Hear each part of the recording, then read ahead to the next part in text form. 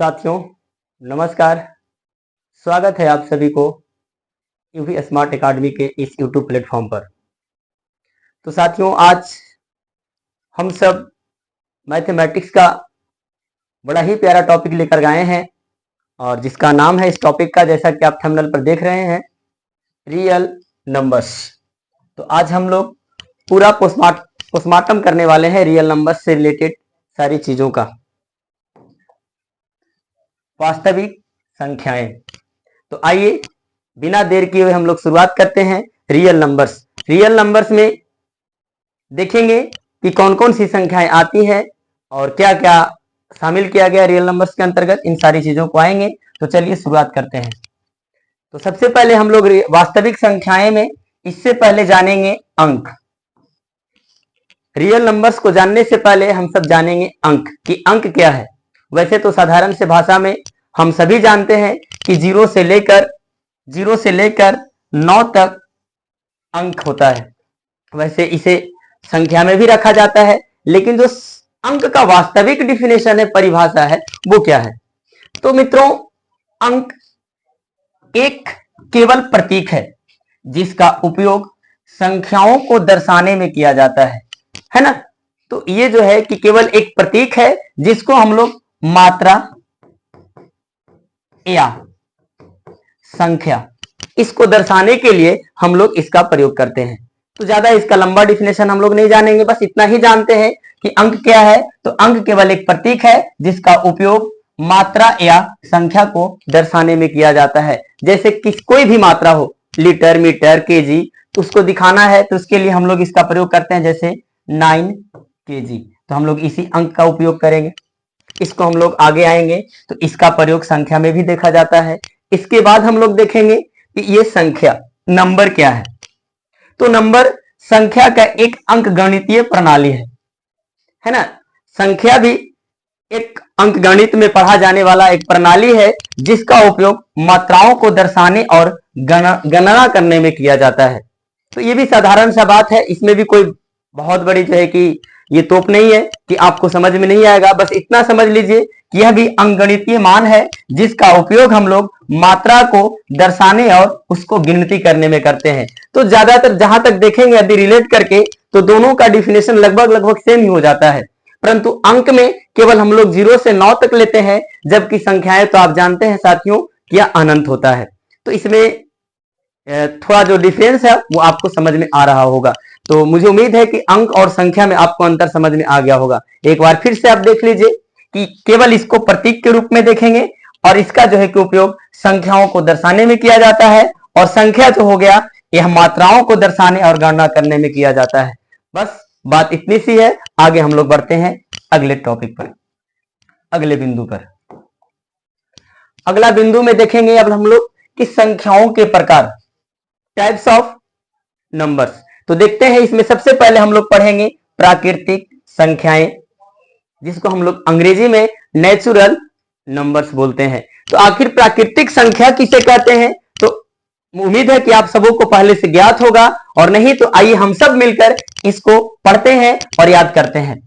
गिनती की संख्याओं को प्राकृतिक संख्या कहते हैं। एकदम सरल सी भाषा है। हम लोग गिनती जब गिनना शुरू करते हैं तो 1 2 3 4 5 6 7 8 9 10 11 12, यानी 1 से लेकर अनंत तक जो संख्याएं होती हैं उस संख्या को हम लोग प्राकृतिक संख्या कहते हैं। बिल्कुल साधारण सा इसका परिभाषा है, डिफिनेशन है, हम लोग आसानी से याद कर सकते हैं।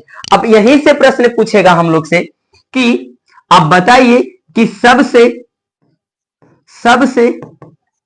छोटी प्राकृतिक संख्या, सबसे छोटी प्राकृतिक संख्या। तो आप सब देख सकते हैं एग्जाम्पल में दिया हुआ है 1 2 3 4 5 6 7 8 9 10, इसको एकदम ले चल सकते हैं हम लोग अनंत तक। तो इसमें सबसे छोटा जो प्राकृतिक संख्या है साथियों, आपको पता चल रहा होगा कि सबसे छोटा 1 है। तो प्रश्न यहां से आपको एग्जामिनर पूछ सकता है कि सबसे छोटी प्राकृतिक संख्या क्या होगा, जिसका जवाब हम लोग देंगे 1। सबसे बड़ी तो अनंत। इसके बाद अगर हम लोग पढ़ेंगे पूर्ण संख्या। पूर्ण संख्या यानी जिसको हम लोग होल नंबर कहते हैं। एक चीज और आपको बता दें कि प्राकृतिक संख्या को हम लोग n से डिनोट्स करते हैं। n द्वारा इसको सूचित किया जाता है, प्राकृतिक संख्या को, यानी नेचुरल नंबर। उसके बाद अगला बिंदु है पूर्ण संख्या। पूर्ण संख्या किसे कहते हैं? ये भी बिल्कुल साधारण सी बात है। हम लोग को जब पढ़ाया जाता है या बचपन में आप पढ़े होंगे तो आपको बताया गया होगा कि 0 से शुरू होने वाली संख्या को प्राकृतिक संख्या यानी पूर्ण संख्या कहते हैं। 0 से शुरू होने वाली संख्या को पूर्ण संख्या कहते हैं। लेकिन इसमें थोड़ा सा हम लोग विस्तार किए हैं कि वे धनात्मक संख्याएं जो शून्य से शुरू होती है अथवा शून्य से शुरू होने वाली, बात वही है। या तो इसको बोल सकते हैं कि जब प्राकृतिक संख्याओं के समूह में पहले शून्य को शामिल कर लिया जाता है तो वह पूर्ण संख्या का समूह बन जाता है। तो बिल्कुल साधारण सा बात है कि इसको हम लोग बोलेंगे कि शून्य से शुरू होने वाली संख्याओं को हम लोग क्या कहते हैं? पूर्ण संख्या कहते हैं। बिल्कुल साधारण सा डिफिनेशन है। तो आप देख सकते हैं इसका एग्जाम्पल लिया हुआ है। पूर्ण संख्या 0, 1, 2, 3, 4, 5, 6 डॉट डॉट डॉट हम लोग कहां तक जा सकते हैं? तो ये भी इसमें भी अनंत तक जा सकते हैं, ये भी अनंत तक जा सकते हैं। तो आप यहां देखिए पूर्ण संख्या किसे कहते हैं? तो वे धनात्मक संख्याएं जो शून्य से शुरू होती है ना। तो शून्य से शुरू होने वाली शून्य धनात्मक ऋणात्मक में नहीं आता है, ये आप देख सकते हैं। तो शुरू हुआ शून्य से और अनंत तक जाएगा तो ये हो गया आपका पूर्ण संख्या। बिल्कुल साधारण और सरल है, दोनों में बस थोड़ा सा अंतर है। ये गिनती से शुरू होता है, 1 से शुरू होती है ये संख्या, और जो पूर्ण संख्या होती है वो शून्य से शुरू होती है।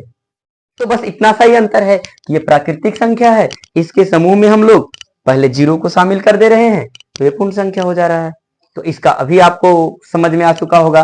पूर्ण संख्या भी आप सारा ये सब देख रहे हैं जो पीपीटी, ये सारे आपको टेलीग्राम चैनल पर मिल जाएगा। वहां टेलीग्राम आप जाकर ज्वाइन कर लीजिएगा, ये यूवी स्मार्ट एकेडमी, और वहां से आप इसको डाउनलोड कर सकते हैं। और अगर आप चैनल पर नए हैं तो चैनल को सब्सक्राइब कीजिए, शेयर कीजिए दबाकर दोस्तों तक। आगे बढ़ते हैं अब हम लोग। अगला है संख्याओं के प्रकार में आगे हम लोग पढ़ेंगे विषम संख्या। ये सारी चीजें हम लोग पहले पढ़ चुके हैं, फिर से इसको रिपीट कर लेते हैं और इसको जानेंगे, याद करेंगे, क्योंकि ये हमें 5वीं, 6वीं, 7वीं, 8वीं, 9वीं, 10वीं और कंपटीटिव एग्जाम में पूछता है। और ये छोटी छोटी चीजें हम लोग गलती करके आ जाते हैं, तो इसे हम लोग जानेंगे, समझेंगे और बिल्कुल तैयार रहेंगे किसी भी परीक्षाओं के लिए। तो वे संख्याएं जिन्हें 2 से भाग देने पर पूर्णतः विभाजित न हो। बिल्कुल अच्छा बात है, एकदम साधारण सा इसका परिभाषा है कि कोई भी संख्या जिसमें यदि 2 से भागा दिया जाए और यदि वह डिवाइड नहीं होता है तो उस संख्या को हम लोग क्या कहेंगे? तो उस संख्या को हम लोग कहेंगे विषम संख्या। विषम संख्या यदि 2 से भाग दिए, अगर वो नहीं कटा, साधारण सी बात है कि अगर कट जाएगा तो उसको हम लोग कहेंगे सम संख्या, और नहीं कटेगा तो बोलेंगे विषम संख्या। तो इसका परिभाषा आप देख लीजिए, सामने लिखा हुआ है 1, 3, 5, 7, 9, 11, 13, ये सारे इसके एग्जाम्पल्स हैं। आगे भी ले सकते हैं 15, 17, 19, 21, 23, 25, 27, यानी इसको भी कहां तक? तो अनंत तक हम लोग चल सकते हैं इसे भी लेकर के। तो एक बार फिर से इसको रिपीट कर लेते हैं कि वे संख्याएं जो 2 से भाग देने पर पूर्णतः विभाजित ना हो। यदि 2 से भागा दिए और नहीं कटा पूरा पूरा तो उसे विषम संख्या कहेंगे। बिल्कुल साधारण है। आगे अब हम लोग पढ़ेंगे सम संख्या अर्थात इवन नंबर। इसमें पढ़ेंगे वे संख्याएं जो 2 से भाग देने पर पूर्णतः विभाजित हो जाती है। अगर हम 2 से भाग दिए और वह पूरा पूरा कट गया यानी भागा लग गया तो आप उसे क्या कहेंगे? हाँ बिल्कुल, कमेंट बॉक्स में लिखिए क्या कहेंगे। तो उसे हम लोग सम संख्या कहेंगे। बिल्कुल सही बात है, सम संख्या कहेंगे। इसका जो है डिफिनेशन देखिए, 2, 4, 6, 8, 10, 12, इस तरह से इसको भी हम लोग कहां तक ले सकते हैं? तो अनंत तक इसे भी ले सकते हैं। ये भी अनंत तक जाती है। तो बस थोड़ा सा इसमें ज्यादा कुछ अंतर नहीं है। 2 से भाग देने पर कट जाएगा तो सम संख्या, नहीं कटेगा तो विषम संख्या। और ये दोनों जो है आप देख सकते हैं कि प्राकृतिक संख्याओं का ही समूह है ये। जैसे प्राकृतिक संख्या हम लोग लेते हैं 1, 2, 3, 4, 5, 6, 7, 8, 9, 10, इतना 10 तक ही लेते हैं। इसके बाद आप देखिए इसमें 2 से भागा देंगे, ये नहीं कटेगा, ये नहीं कटेगा, ये भी नहीं कटेगा, ये भी नहीं कटेगा, ये भी नहीं कटेगा। अब काउंट कर लीजिए 1 से 10 तक में कितने ऐसी संख्याएं हैं जो विषम है। तो 1 2 3 4 5, तो बाकी जो 5 बच गया आपका ये और ये क्या हो गया, सम संख्या हो गया। अर्थात यदि हम 1 से 50 तक लेंगे गिनती की संख्याओं को, तो उसमें 25 सम संख्या और 25 विषम संख्या। 1 से 100 तक लेंगे तो उसमें 50 सम संख्या, 50 विषम संख्या। इस तरह से हम लोग इसे देखेंगे और आगे बढ़ते हैं। उम्मीद है आप सबको बहुत अच्छा से समझ में आ रहा होगा, और यदि समझ में आ रहा है, वीडियो अच्छा लग रहा है, तो चैनल को सब्सक्राइब कीजिए यदि नए हैं, और यदि पुराने हैं तो शेयर कीजिए। आगे हम लोग पढ़ेंगे। देखिए यहां मिस्टेक हो गया है, अभाज्य संख्या।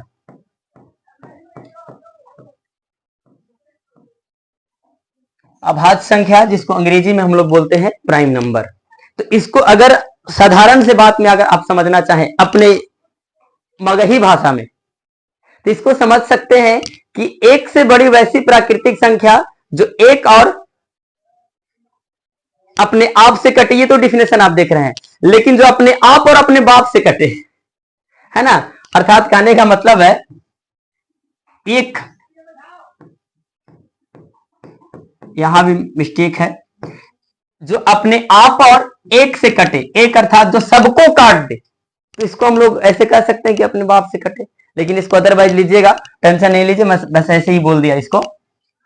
तो एक से बड़ी वैसी प्राकृतिक संख्या जो एक और स्वयं से विभाजित हो, अर्थात जो एक और अपने आप से कटे। या तो इसको ऐसे भी कह सकते हैं कि वह प्राकृतिक संख्या जिसके 2 फैक्टर होते हैं, केवल 2 गुणनखंड होते हैं, तो जिसके 2 गुणनखंड होंगे वो कहलाएंगे अभाज्य संख्या। तो लेकिन यहां जो परिभाषा लिखा हुआ है हम लोग इसको याद करेंगे कि एक से बड़ी वैसी प्राकृतिक संख्याएं जो एक और स्वयं से विभाजित हो, जो एक और स्वयं से ही विभाजित हो, किसी दूसरे संख्या से विभाजित नहीं होगा वो, तो उसे हम लोग कहेंगे अभाज्य संख्या। क्या कहेंगे, अभाज्य संख्या। आप देख सकते हैं 2 3 5 7 11 13, ये वो संख्याएं हैं जो केवल एक और स्वयं से ही कटता है। जैसे आप देख लीजिए 2, तो 2 में हम भागा लगाएंगे तो ये केवल 1 से कटेगा और 2 से कटेगा। उसी प्रकार से 3 देख लीजिए, ये किससे कटेगा, तो केवल 1 से कटेगा और 3 से कटेगा। उसी तरीका से 5 ले लीजिए, 5 1 से और 5 से। 7 ले लीजिए 1 से और 7 से। 11 ले लीजिए 1 से और 11 से। 13 ले लीजिए 1 से और 13 से। इसके बाद और क्या ले सकते हैं, तो आप कमेंट बॉक्स में लिखिए क्या ले सकते हैं। इसके बाद क्या 15 ले सकते हैं, तो इसको देख सकते हैं हम लोग चेक करके, 1 3 5 15। आप देख लीजिए कि 1 से भी कट रहा है, स्वयं से भी कट रहा है, इसके अतिरिक्त और भी संख्या है जो इसे काट दे रहा है। इसका मतलब है कि यह जो संख्या है यह अभाज्य संख्या नहीं है। तो यह अभाज्य संख्या नहीं है, इसको हम लोग अभाज्य संख्या नहीं कहेंगे। तो क्या होगा, तो 17 होगा, और क्या होगा, तो 19 होगा, और क्या होगा, क्या 21 होगा। अब बताइएगा कमेंट बॉक्स में, क्या 21 अभाज्य संख्या होगा, हाँ या ना। उसके बाद 23 ले लीजिए। इसी तरह से आगे हम लोग अभाज्य संख्या को पढ़ते जाएंगे, यानी वह संख्या जो एक और स्वयं से कटेगा। आगे बढ़ते हैं अब हम लोग। बस आज के वीडियो में हम लोग इतना ही। आगे इसके बाद हम लोग 6ठा नंबर से कल देखेंगे, पार्ट 2 इसके लिए लेकर आएंगे, और आप बने रहिएगा इस चैनल के साथ। आपको बहुत सारी चीजों की तैयारियां यहां से कराई जाएगी। बिहार पुलिस हो गया, आने वाला समय में रेलवे हो गए, बहुत सारी जो आपके जितने कॉम्पिटेटिव लेवल के एग्जाम्स होते हैं, साथ ही साथ आपको बोर्ड्स की जो तैयारी होती है, सारा कुछ आपको इस चैनल से मिलने वाला है। तो आप बने रहिए, चैनल को सब्सक्राइब कीजिए, लाइक कीजिए और दबाकर अपने दोस्तों के साथ शेयर कीजिए। बहुत धन्यवाद। फिर मिलते हैं कल आपको पार्ट 2 में इसी